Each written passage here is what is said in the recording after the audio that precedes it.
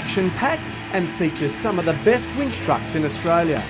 This is round 2 of the ARB Xtreme Winch Challenge, and organiser David Metcalf has been focused on providing an event that's not only entertaining for the many spectators, but also challenging for the competitors.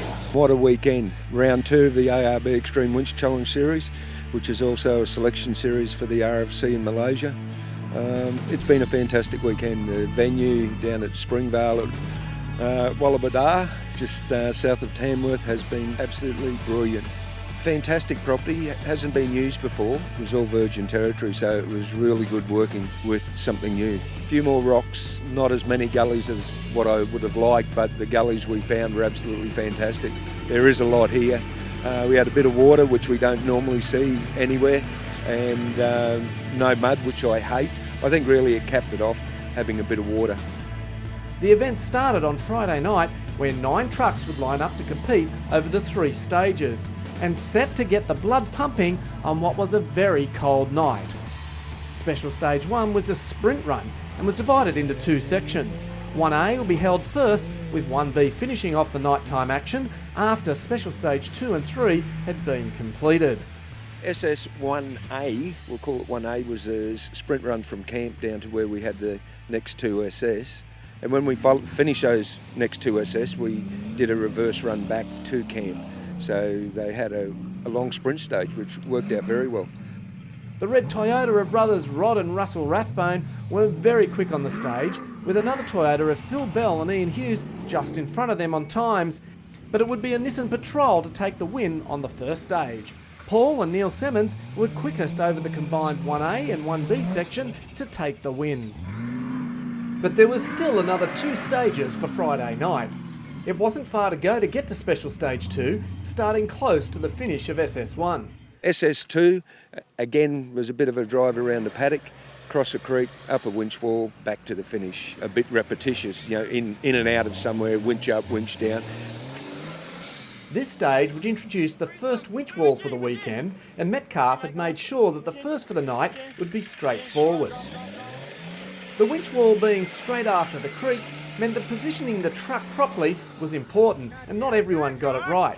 Peter Bannister had his 60 series Toyota on a strange angle, coming up the wall, and with wheels pointed left to correct himself, found the truck on the wrong side of the pink tape, earning him and navigator Josh Flynn a penalty, dropping them down the leaderboard and into second last place on this special stage.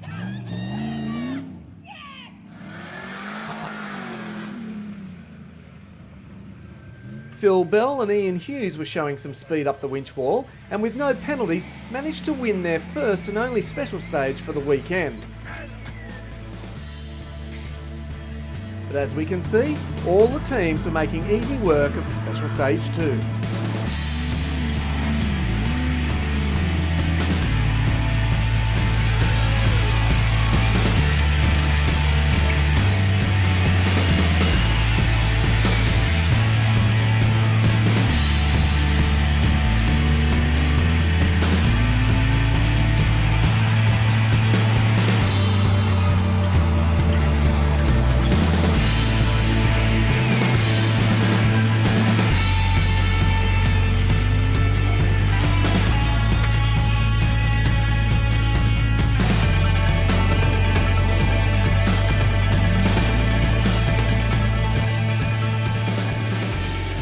Special Stage 3 would wrap up the nighttime stages, and it was getting late and also getting exceptionally cold. Metcalf wasn't letting the teams go to bed without a challenge though. I think that was the hard one for the night. We had a real big log to get over. We had ramps there, and some used them, some nearly speared up under the vehicle, and others made it look so simple. I didn't know what the worry was, but we had a winch at the log, and then some had a winch into the finish garage. So it was all a bit of fun on SS3. But Special Stage 3 would not be kind to the Rathbone boys. They finished third in SS1 and second in SS2, but SS3 was not going to end up finishing anywhere near as successful. Power to the winch was lost and a frantic search for the problem followed.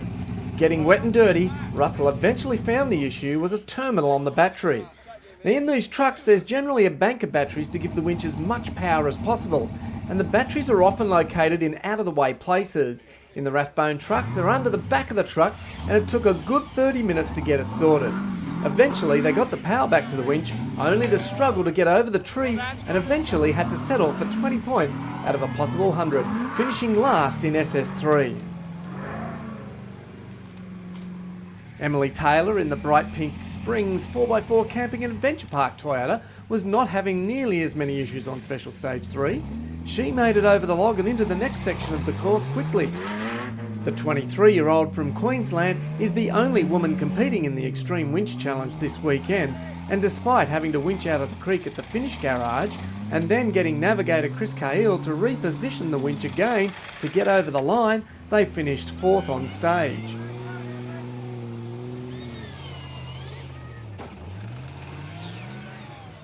Peter Bannister and Josh Flynn in the 60 series were struggling to find the best winch point.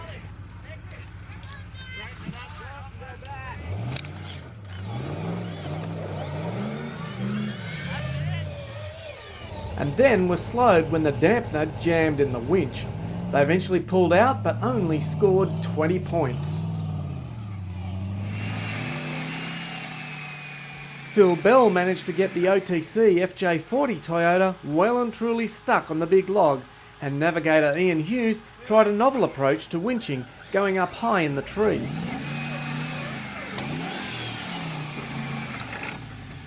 The second attempt, after doubling up the winch on a pulley, was far more successful and they were over. But too much time was lost, and the best they could manage was 5th in Stage 3. Shane Harris and Jeff Rampton made it over the big log, scoring 60 points, which would see them finish 6th on stage.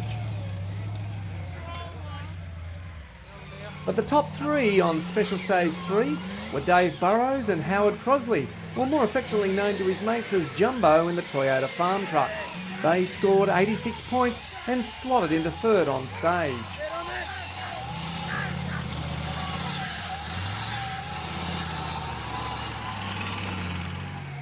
Matt Holgate and Peter Ford finished 2nd on stage in their GU Nissan Patrol, showing that slow and steady is often the best approach to take on these slippery stages.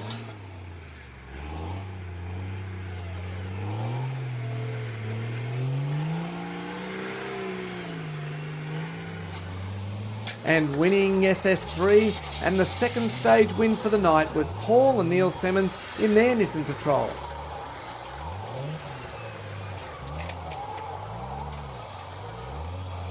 They were also last to compete on the stage, which can often be a disadvantage as the winch walls can get very chewed up, but clearly no disadvantage for them.